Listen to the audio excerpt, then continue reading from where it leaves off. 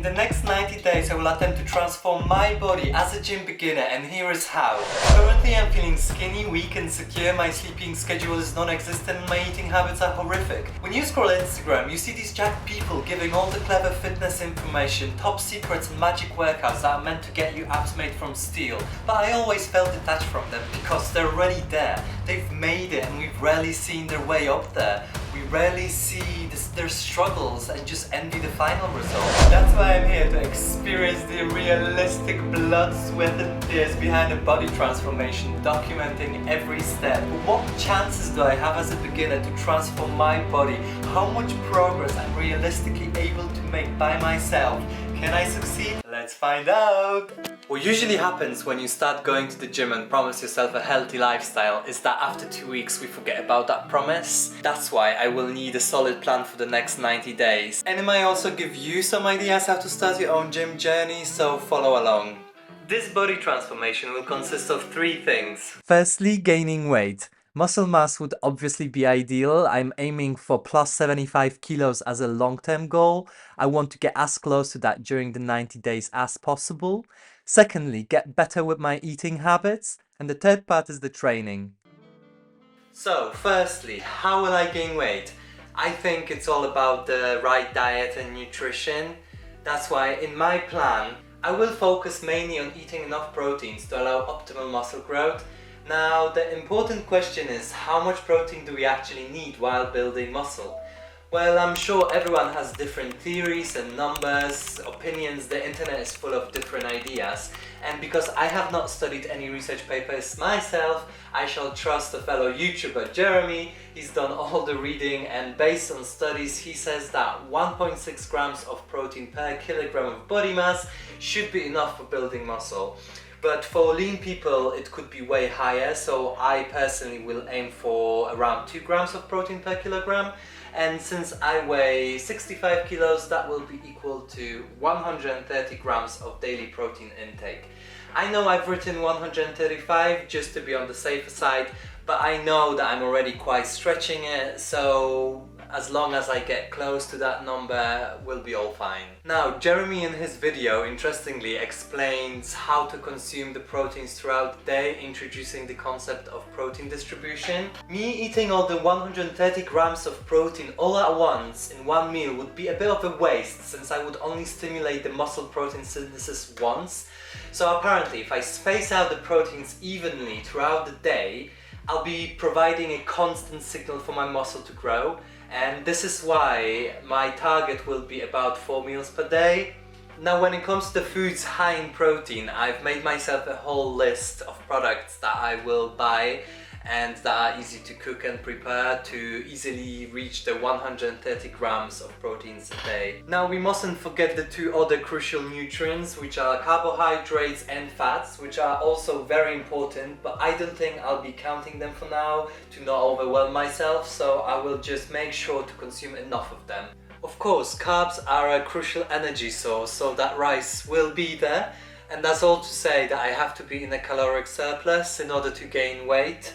But all I'm saying is I won't be counting all the bits and pieces and each calorie just to not get overwhelmed. So proteins for now, and that's where I'm gonna start.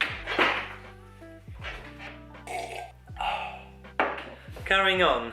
Number 2, normalize my eating habits. So what I mean by that is eat at regular times, and 2, eat more healthy and nutritious meals. So I will be of course doing meal preps, as I don't have a problem with eating something few days in a row. Plus mainly I don't have enough time to be cooking meals every day. And I hope this will solve my problem of eating consistency, which I am really struggling with right now. And last but not least, in fact very not least, is the training program. I believe that the second most important part right after the diet, in fact they are kind of on the same level I guess, is the correct training program. And well, My experience, suffice to say, at the gym is quite limited, so how will I solve this problem? Now, without any judgment please, but I've actually been following a personal trainer on Instagram for quite a while. I've actually trusted him and I've ordered a personalized training program from him. I won't be revealing who it was yet, but if I find his program effective and I'm satisfied, I'll be probably more than happy to be his testimonial.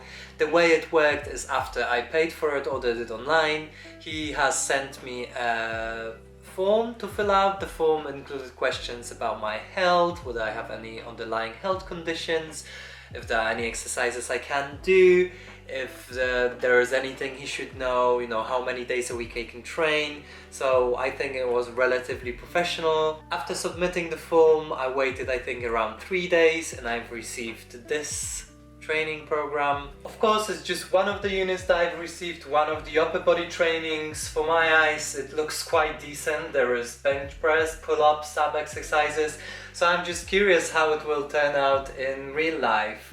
And with this training program, I'll be having my gym sessions 4 times a week. You can see on this weekly planner, on Mondays, I'll be doing my upper body, then I will have a day's rest, and then upper body again, and the day after straight away I'll be doing my lower body, and then a day's rest, upper body again, and a day's rest. I won't be sharing the entire routine right now, but if you are interested and curious, feel free to hit that subscribe button to see what happens next.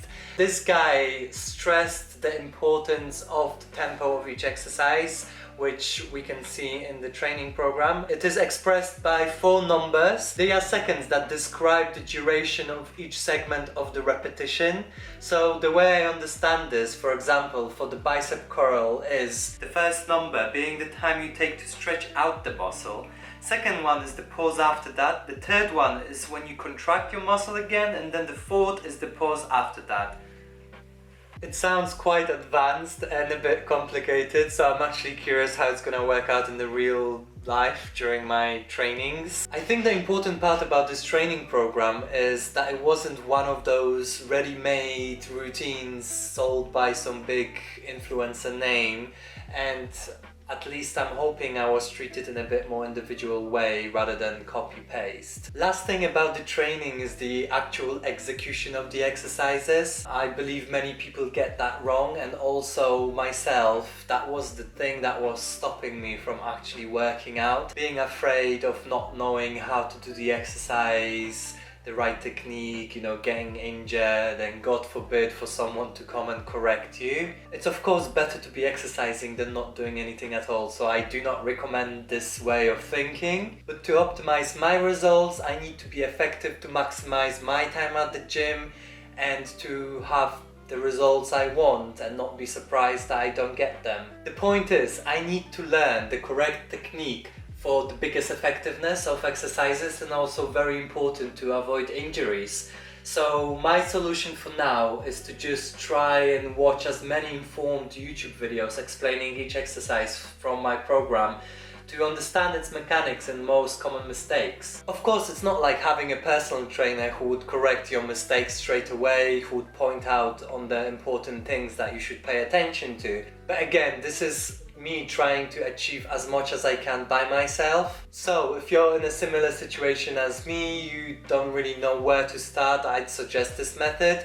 Going on YouTube and seeing a lot of videos about the same exercise, understanding the way it works, what you should pay attention to, and I think that's a good way to start. That way we'll also avoid being one of these people from the funny gym memes. That is my plan for the next 90 days. Whether it's gonna be effective or not, we'll find out. The last thing I've got to do now is to take measurements of my body to track my progress. We shall start with a good old scale. Please don't mind my toes. Let's just focus on the weight. That's 65.5 kilos.